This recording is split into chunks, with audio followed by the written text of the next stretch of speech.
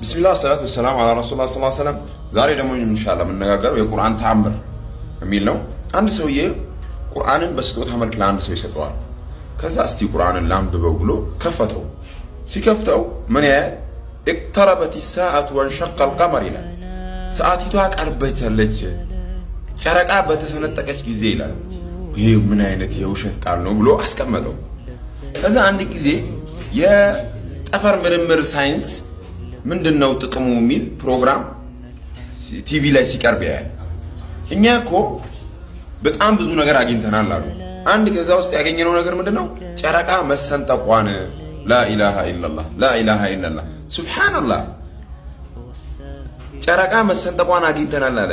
ያ ሰውዬ ተመለሰና ቁርአንን አነበበው። ከዛ ሸሃዳውን ያዘ።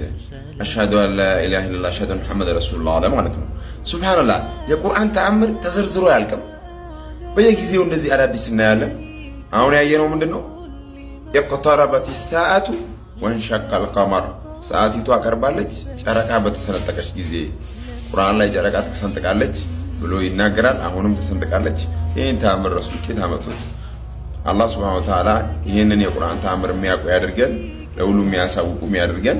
ሰላም አለይኩም